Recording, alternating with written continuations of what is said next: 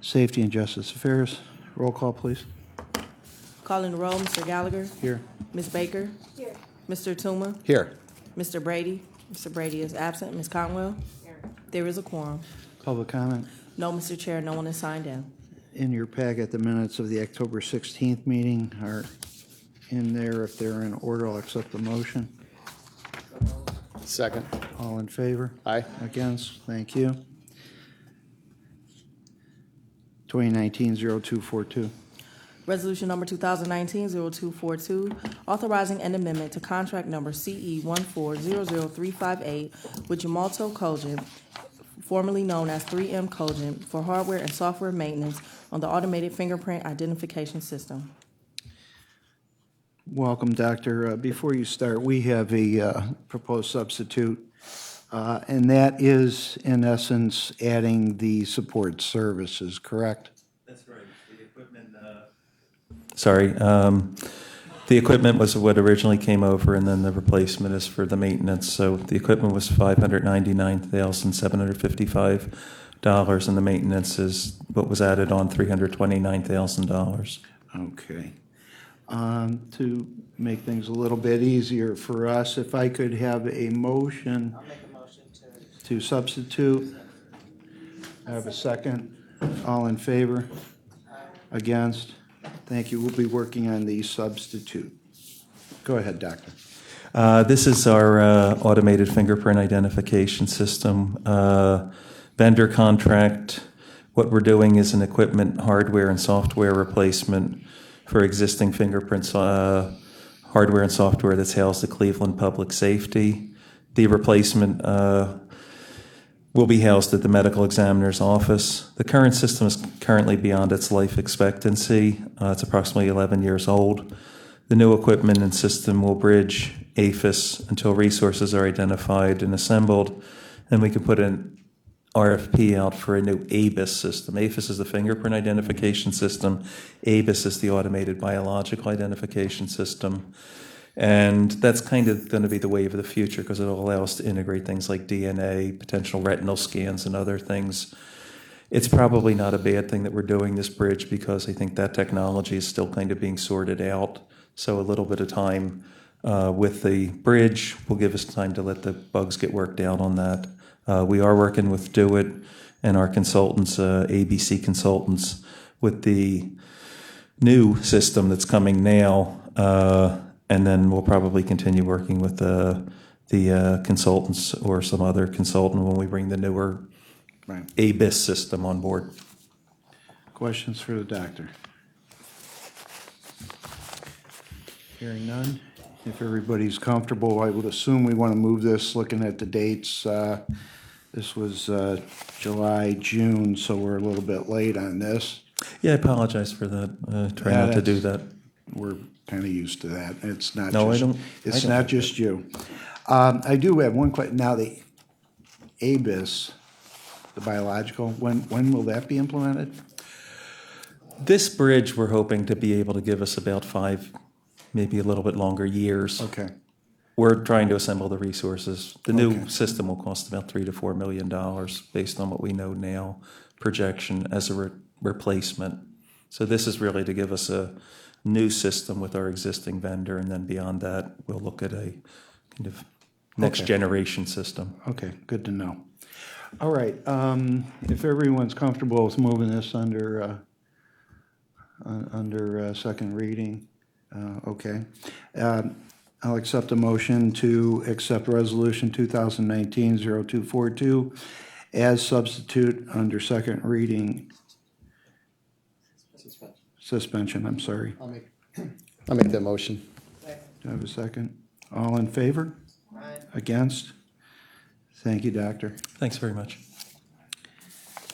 Under miscellaneous business, we had the finance and budgetary hearings, and some questions came up about the jail and some of the things going on over there. Mr. Mason's been so good to come on over here, and everybody come on up, because I'm sure there'll be various questions with folks.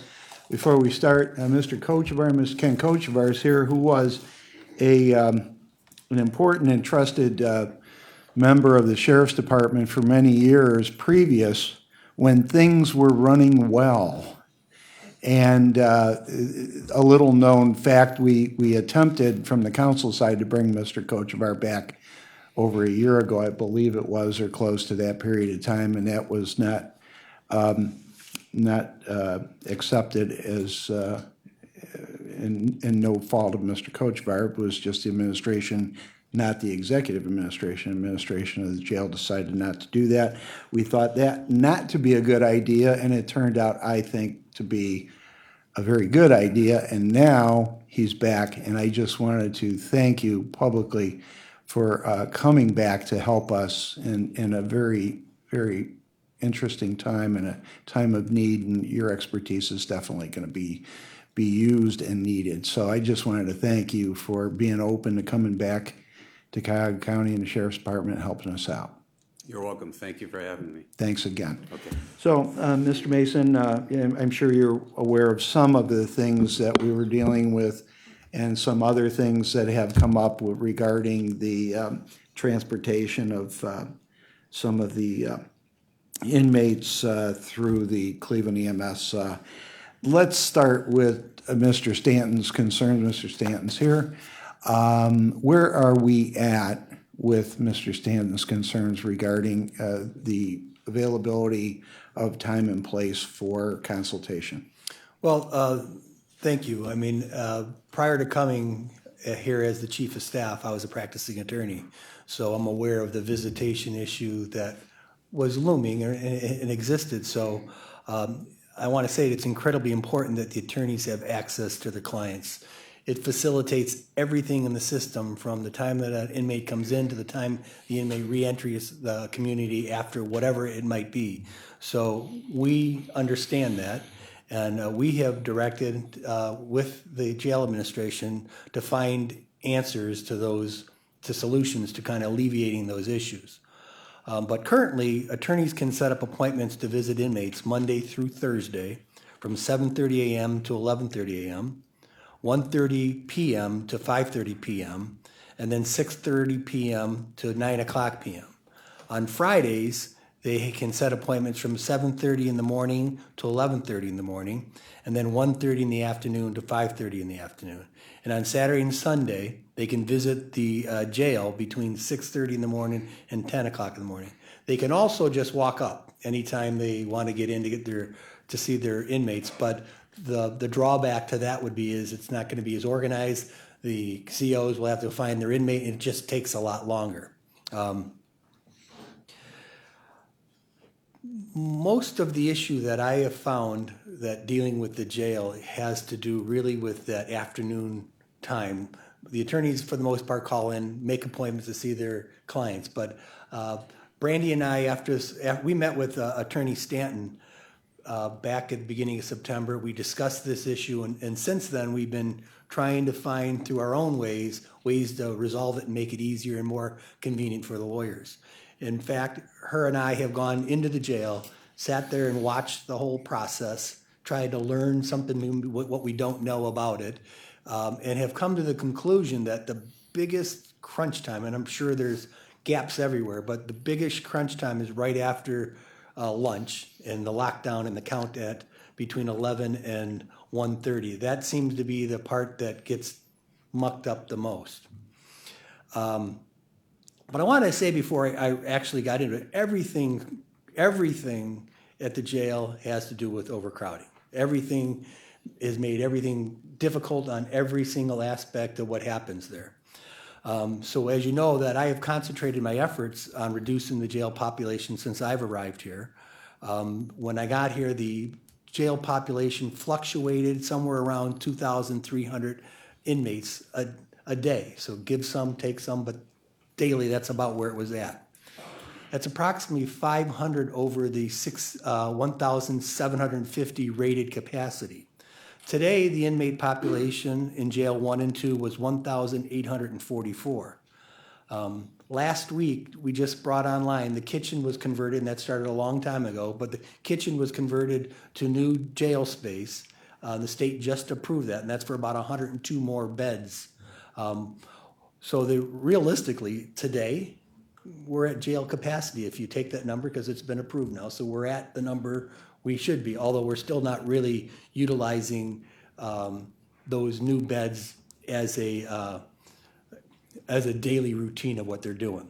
What we intend to do is, while we're cleaning up the jail and painting and preparing things in different pods, is to move the population out of the pods into that space, clean it all up and move them back in, and continue to rotate that around. Because one of the priorities we've had is to sanitize, clean, paint, and repair everything that has to be clean, painted, and repaired. So we're in that process and have been doing it. There's about 18 to 19 tradesmen in the building on a daily basis doing this work. So we're on it and we're getting to it. We have hired approximately, today there's 675 corrections officers now working in the jail.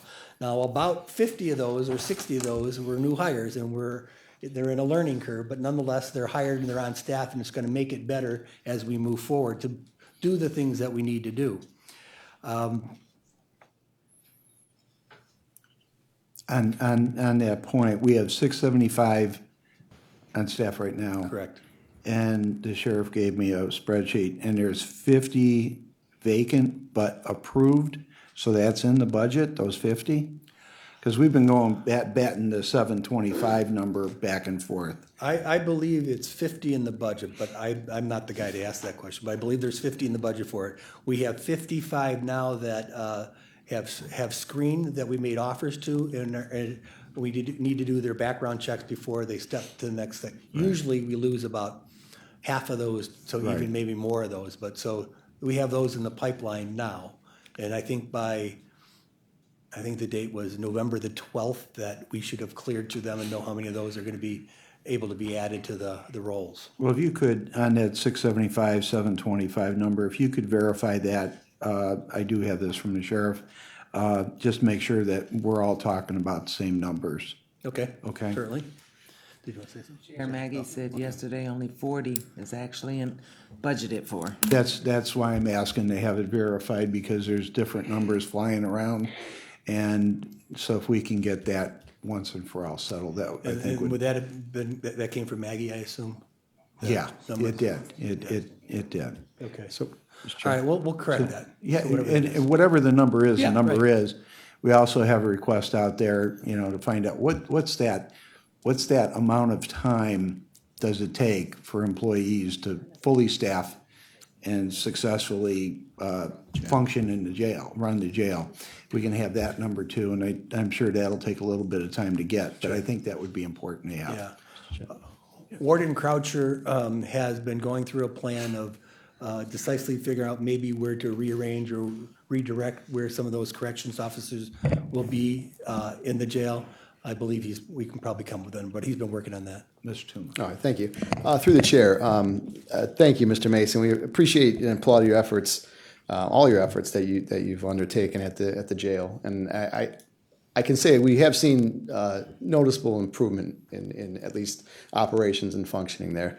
I'm scheduled to go on a tour on Friday, and looking forward to seeing what is actually happening there. So my question to you, I think we all agree that overcrowding, overpopulation is the main issue here. Having said that, we need to find a resolution as the public defender put forth this issue. Need to find some type of resolution. I know that, or I've been told that Montgomery and Lucas counties have 24/7 visitation. What would be prohibitive of that in our facility at the moment? Probably better for us. Okay, no, I appreciate it. That's fine. I don't think that it's prohibitive. I think that there's a wait time if they're not scheduled. I also believe that there have been periods of time where visits are available but maybe not communicated to the attorneys. So Okay. I think we can do a better job of communicating available hours to them. Can you explain that a little bit? You're saying that attorneys out there aren't aware that there are certain available time frames within which to see their clients? Maybe. Okay. I'm aware that there's an officer that works until late Monday through Thursday, like Mr. Mason said. It's not posted that I'm aware of, and there's been very few visits that have actually been held that late. So I'm deducing that maybe it's because that's not being communicated or posted. So the weekends are a little more common as far as visits that are being held with attorneys. But I think that, again, we could do a little better job at communicating that to maybe some newer attorneys so that So- they're aware. So aside from the current time, what would prevent you guys from going 24/7? Is there something that would prohibit you? Is there costs or lack of personnel for that? Because they're there. Somebody's there always. Correct. We know that. Nights and weekends, we run more on a skeleton crew. So unless there's a staff person available to do the escort, that's where the time comes in. So someone may show up and ask for a visit. So a few things have to be checked. Is there any keep separates? If somebody else is in the area, etc. Is it lockdown time? Is it a meal time? Are they in medical? Right. Is it head count time? So I mean, I think it might be beneficial to see what these other operations are doing and how they're handling it. It might just be a matter of logistics and seeing what can be done. sure. So I'd appreciate if you guys maybe look into that because we're talking about potential constitutional issues and Sure. due process issues.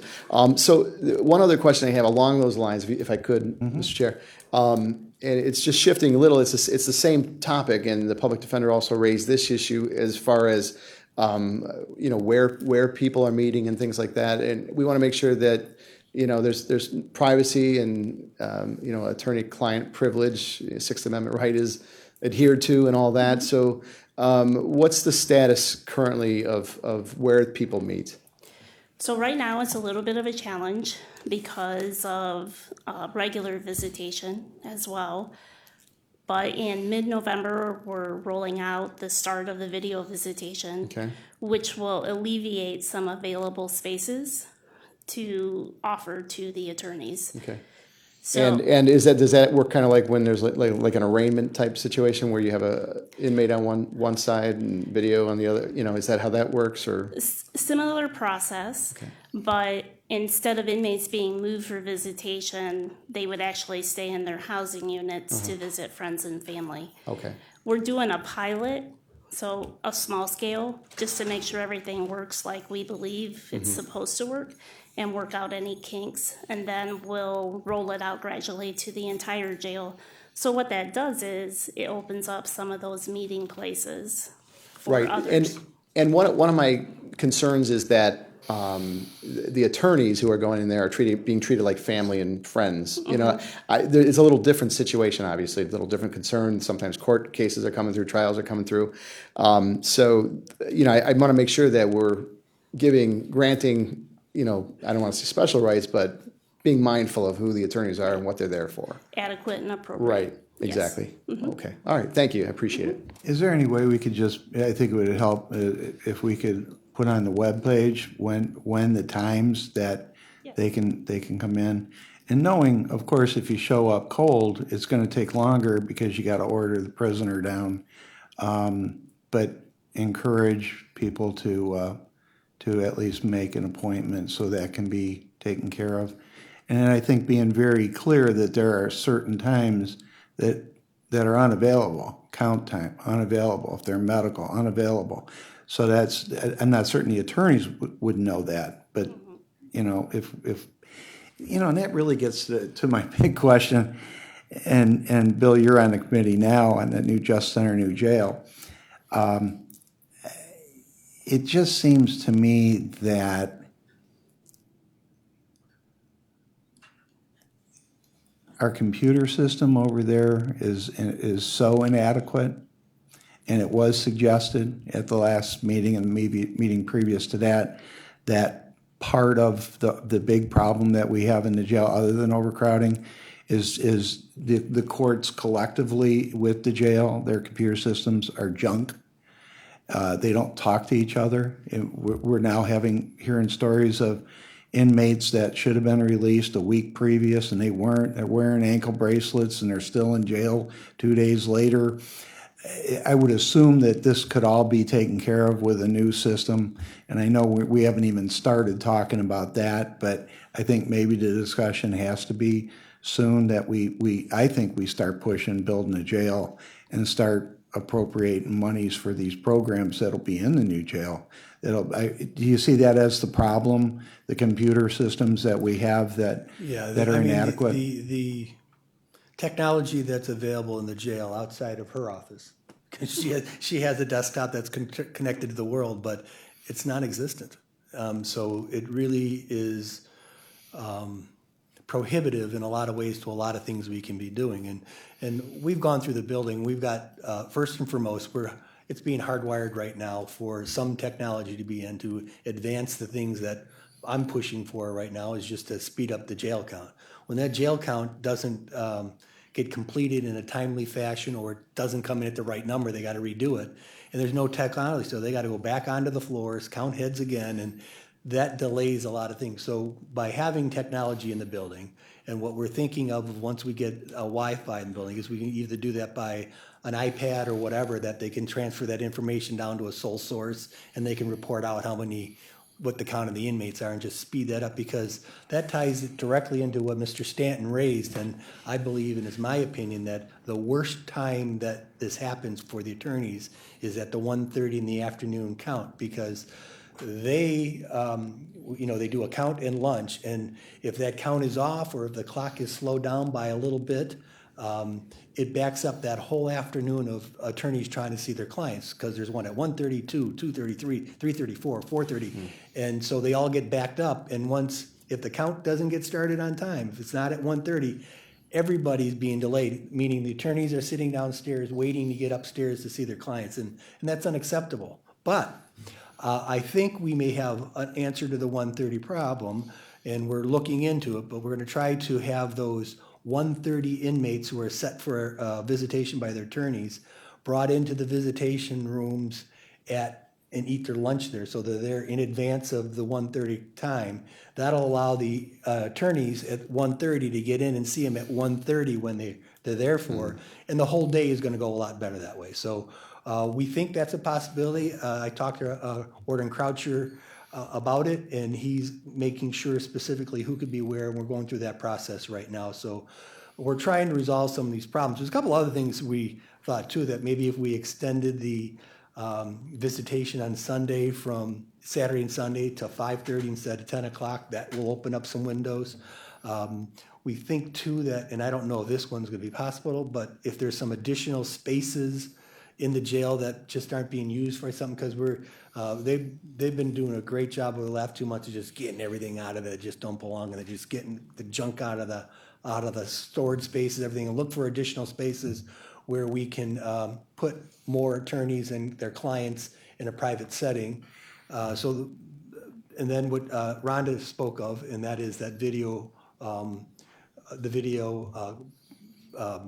Conference. visitation. Yeah. And what I think, there's a drawback to that, because the inmates are in their pod in this open phone with the picture. Right. And the attorneys sometimes could be in a kiosk downstairs, or in the Justice Center rather, on the first floor, or in their office, but it's not real private. So the only kind of conversations that can really take place are simple ones like, hey, Jim, I talked to the lawyer, I talked to the judge, he's going to reduce your bond for $1,000. Those kind of innocuous kind of conversations that really don't get into the attorney privileges. So if there's ways we can do it more private, I don't think it's going to happen that way right now, but those things will alleviate an attorney having to go up into the jail to use a half-hour time slot to tell his attorney what I just said, your bond's been reduced, can you get it paid? So it Those kind of things. seemed to me, if we could have actual set times for the week that don't move, and with the understanding that things happen, counts, medicals, things like that, I think it takes care of some of the problems. It's a set time. We're recommending highly that you make that appointment. Maybe even have set times for walk-ins each day, knowing that it's going to take a little extra time. and I understand everything costs money, and this is gonna be more personnel, but I think it's well worth the effort to do that if we can do that. Do you see that as an option to do that? Yeah, that's what we do that now. There is a set time, there's slots that they call in and they fill for an appointments. The only ones that are kind of unregulated, if you will, are the walk-ins, and they accommodate them, but they just can't do it as quick as we would like it to be done. Well, if we can publish the set times, Yep. work on a walk-in schedule with the understanding, with letting them know it's gonna take some time to get the guy down here. Yeah. I think that would help out a little bit. It seems the further concern is the actual the privacy. What possibly can be done with that? Because listening to Mr. Stanton's testimony, he seems to be of the opinion there's room over there. Well, okay, I'm more than Mr. happy to work Stanton, on these issues. Do you wanna, I'd like to hear from the. you wanna public weigh defender. in here and help me out with this room? Yeah. You have to come to the- If I may, and I just checked. You have to speak in the I podium. just checked with Randy Piles, who's the head visitation guy, and I wanted to check for the 483rd time what hours are available. Excuse me, I'm sorry, can you speak into the mic so we Sure. record it? Mark Stanton, public defender. And Mr. Mason, it was indicated, you can be there from 7:30 to 5:30 with the point in the middle. The problem is you cannot schedule a visit after 4 o'clock. I'm talking about a private consultation with your client. So you can walk up if there's people available, and they'll let you talk at a window, but again, you can't talk about anything. That's what Bill was just referencing. It's the lack of availability of 3 rooms. We have 3 rooms, as I indicated again, for hundreds and hundreds of defense attorneys. That's what we were just talking about, and you indicated yesterday that you're aware of space. I'm only aware of space in the historical perspective of what was done previously. But you also have the issue, and nobody seems to touch on this, is that we have attorney visits at the same times that family and friends visit.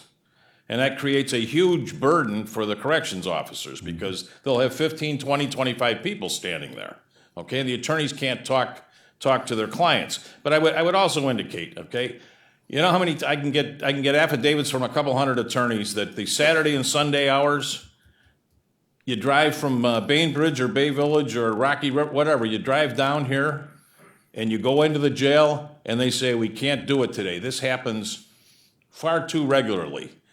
And they've wasted all those hours and upset their family schedules because there's nobody there to allow them to get in to see an attorney. So the Saturday, Sunday hours are come as you can. I sent a message to you today and to Maggie Keenan. That's in theory, yes, but nobody knows about that. And as far as getting in there at night, again, to get in there at night till 5:30, you can walk in and give superficial, perfunctory information to a client, but you cannot have a consultation with a client. And you have to remember, a lot of times you're in trial. You want to see your client after the trial, or you want to see him or her on Saturday or Sunday, and that's the problem. But the space issue, Bill, you and I discussed this before, was they used to have a main room where 15 attorneys at one time could consult with their clients. And there was no interference. It was perfectly private, even though you didn't have a separate room. That now has been reshaped, and maybe it was a security measure.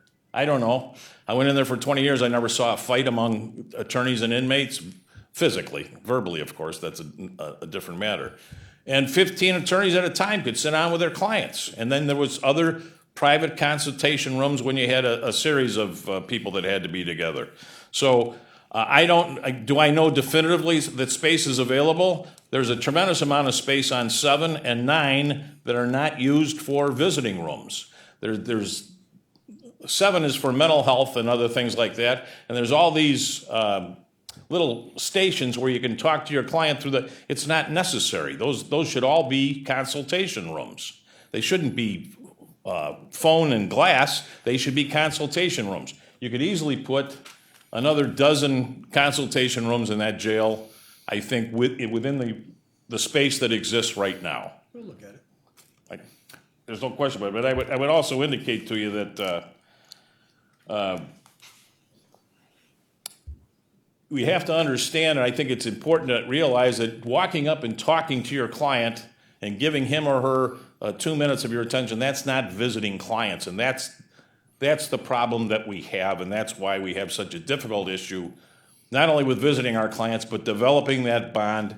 It's already been discussed here before that if you can't get to that point, you can't be filing motions, you can't be doing things to dispose of the case properly and expeditiously because there's no contact with the client, okay? You have to build a base, you have to build a bond with that man or woman, and you can't do so if you don't have access to them, and then it creates problems with the family. So I do think there's available space, but those other issues as far as the hours, and Mr. Mason and Ms. Carney have been generous with their time with me, but these issues still exist and they're not receding. Well, if, I think, and correct me if I'm wrong, we're gonna have posted times. We're gonna have recommended hours or sign up. We're gonna have walk-up time with the understanding it's gonna take longer. And if we can get the weekends extended from the morning to the evening, and it's gonna cost us more, but we'll do what we have to do, but you're gonna have to sign up. Just don't jump in your car, come down, have a sign up for the weekends. That's I fine. think I'm we're sure they'll getting do it. closer to where you. But there you're has like- to be a guarantee. What I'm trying to tell you, Mr. Gallagher, Councilman Gallagher, is that many times those times have been set. They are scheduled to come down and visit clients. Then they come down and they say, we don't have the staff. It's Well, a staffing issue. And we're gonna take care of that right now. Thank you. As far as the space is concerned, what do you suggest? I've raised it with the administration. We're looking, they don't believe that it exists, but I'm pushing too, just like Mr. Stanton is. He's saying it's there. I remember going there also, so we'll look at those spaces. What we'd like to do is do exactly what you're suggesting, of extend the hours that we just described, publish it, make the attorneys all aware of it, put it on the website, give them all an information sheet that says it. And we wanted to go one step further. We're going to put one of the assistant warden's cell phone number on there for the attorneys to use when they're standing outside and can't get in, whatever those is. If someone drove from Bainbridge, you get down here on Saturday morning, they're telling them they can't get in, that assistant warden's going to assist them. Okay. So we are, I just want to say, we think this is very important as he does. We don't discount the need to cure this and cure it as quickly as we can, but it takes time. And I believe it all starts with inmate population and then the personnel to do what we need to do. And I think we're close on both of those things. We shouldn't be having these issues as prevalent as we have in the past. And I believe it's those circumstances in which this has happened is already reduced, and it's going to be eradicated in the future if we can just stay on the path we're on. Okay. So we're going to, so as long as we're all on the same page, we're gonna do what we said. We're gonna set those times. We're gonna have the sign-ups. You're gonna publish. You're gonna have available the number of the associate wardens that are on duty at that time? We were just going to designate one who volunteered. Okay.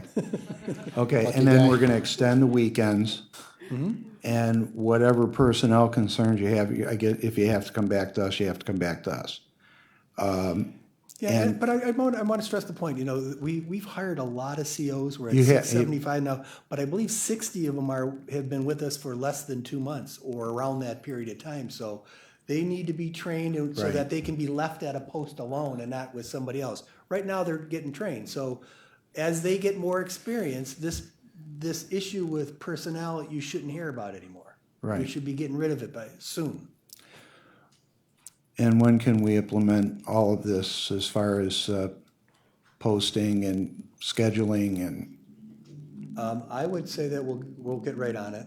What that date is, I need to sit down with their staff and make sure, because there are going to be staffing issues that go with it. But certainly within 2 weeks, we could probably have something ready. I'll tell you what, in 2 weeks, we'll have you back. And you can update us. And hopefully, as far as the space is concerned, maybe we can have some information about that. Because the longer this goes on, the more it festers. And there's an issue, we have to deal with it. And I think the sooner the better, obviously.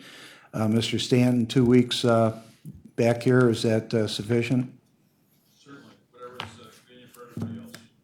Mr. Chair? Yeah, just as an aside, and I did mention it earlier, alluded to it. I understand and I appreciate all you're doing, and hopefully this will resolve the problem. But I do want somebody to look into how those other jails in those other counties are doing this. Makes perfect sense to at least look at that, okay? Thank you. Thank you. Yes, ma'am. Thank you, sir.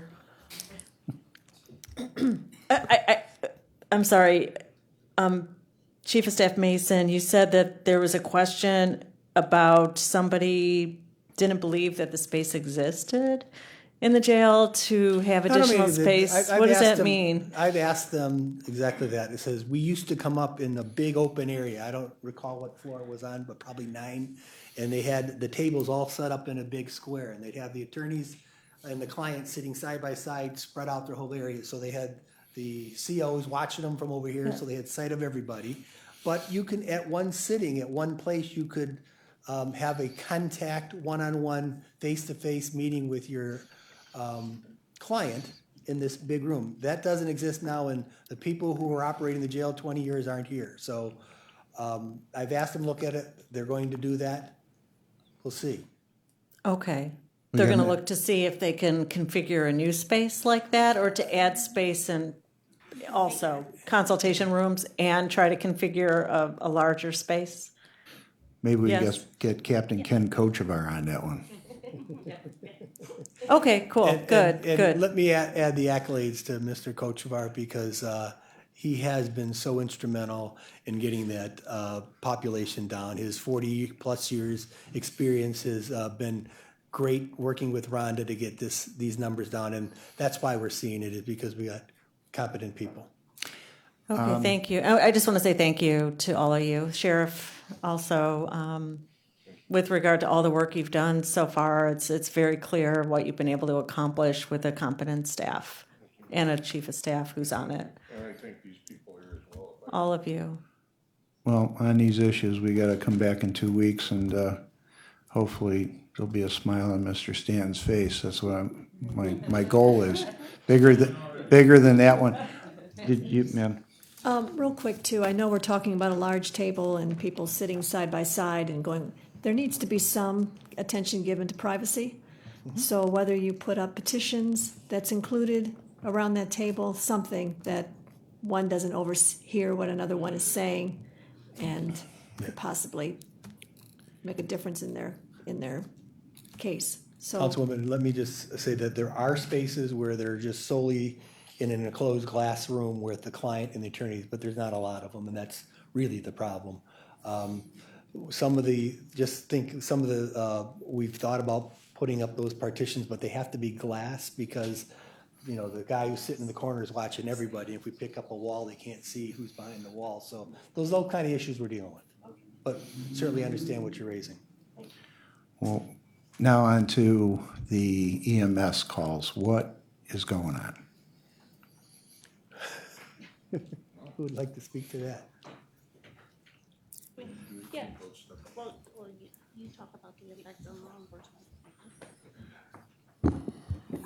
Good afternoon, council members, Mr. Chairman Gallagher.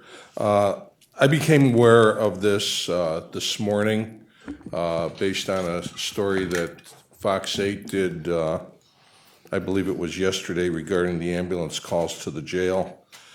Right now, this year, I think we just topped 1,000 calls to 1,000 inmates that have gone out to the hospital. How many of those were by ambulance? I don't have that exact number in front of me, but I can say there's been numerous calls, numerous transports to Metro Hospital.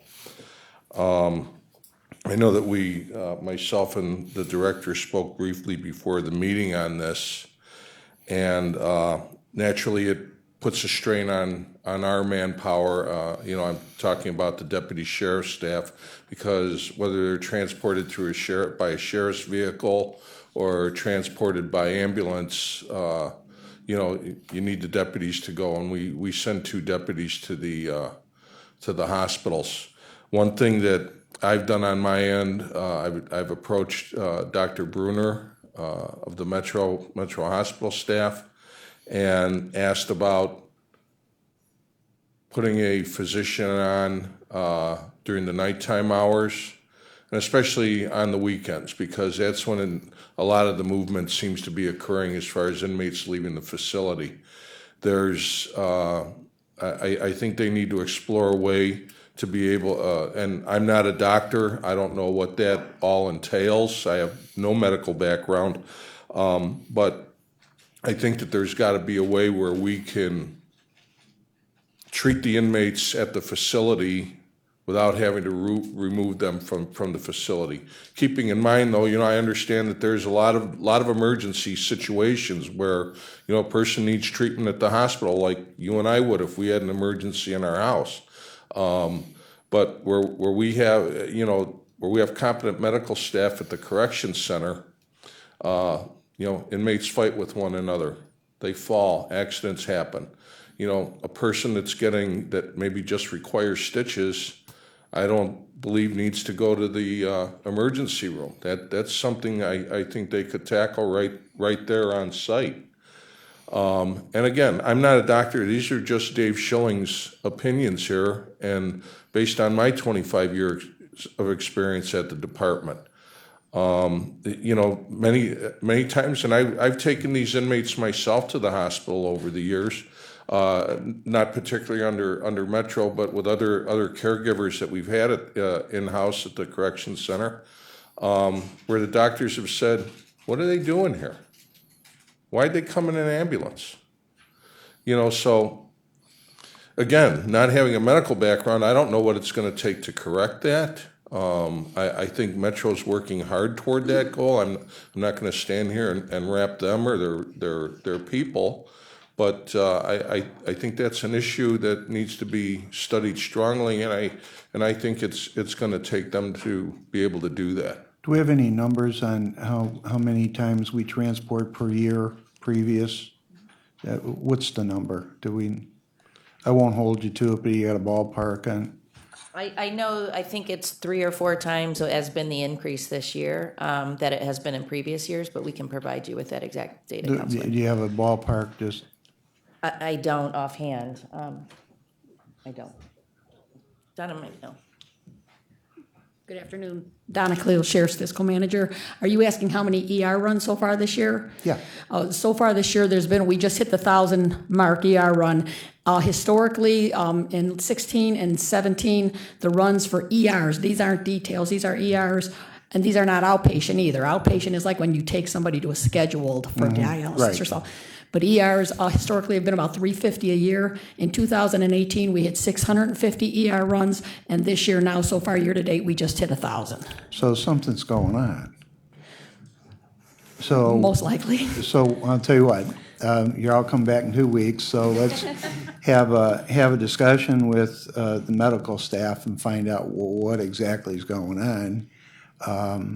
We'd like to know. We hate to see things in the media and have to ask these questions cold, but that's where we're at. So if you can have them here, or you here with an answer as to what's happening and how they're going to correct this. Maybe they're being overly cautious in the day and age in which we find ourselves. But that's a lot of personnel on the road, it seems to me. And, if I may, it seems to be constant, again, especially at nights and the weekends. I get the pages on my phone from either the officer in charge or the sergeant on duty at the Justice Center over the weekends, and practically begging for manpower to come in to help out, to be able to transport these individuals. Again, I've been with the office 25 years. I've never seen it like this. We've always had it, but anymore, I guess for lack of a better term, it just seems to be off the chain anymore. Okay, So well, let's get an answer from those that are making the call. they owe us at least an explanation as to what's going on, and I leave it to your good judgment to help correct this. Absolutely. But if, in 2 weeks, if you could come back and tell us where we're at, it would be helpful, because it's now out there and, we need to know too. Certainly. Anybody have any questions? Yes, ma'am. Through the chair to, I guess, whoever can answer. Did someone state earlier that they would send the reasons of the ER trips to us? The recent ER trips? The recent number of the reasons they're The reasons that Oh, they the want. reasons? I would imagine that would be quite voluminous as far as the reasons. Metro in charge of that? Metro handles Can you have them the send that records. to I us? don't know if there's, I mean, I would certainly be more than happy to check with them. I don't know if there's some kind of HIPAA standards surrounding that or what, but I mean, Just that, it does that, we don't want to know the Sure. people that's going. Right. Just the types of trips that yeah. are sent. Because most hospitals know, they're trying to get their ERs down. Correct. They don't want Oh, everybody sent absolutely. to this. So I don't, it's kind of like an oxymoron here, because that's when they present in front of us, that's what they want us to keep the numbers down. So what UH has for pediatrics, and maybe you can check with Metro, UH has for parents, 'cause parents, we all freak out about our little kids. We don't know Yes. what to do. Everything's an emergency. So they actually have a hotline number to a nurse where you would call, state the symptoms and whatever, and they will tell you if you need to bring them in.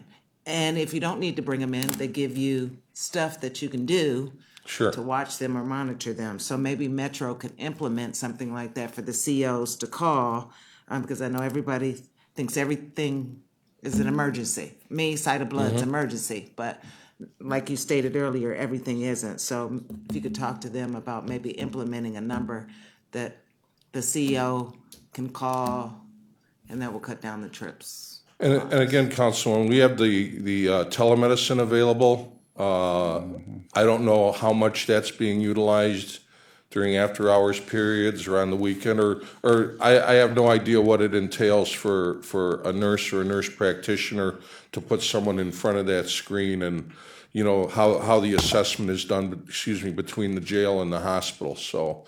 That's the same as the hotline, except know, they get to yeah. see the patient. But, But there's reasons ER has it urgent. That's why they added urgent care. So, Right. like you stated, stitches for one thing might not need to go to ER, but it might need to be an urgent care. So, Correct. just if they could just add those systems that they have in place, we'll be a lot better off, I think. Sure. Okay, so if we can, I was told that 2 weeks we have a council meeting.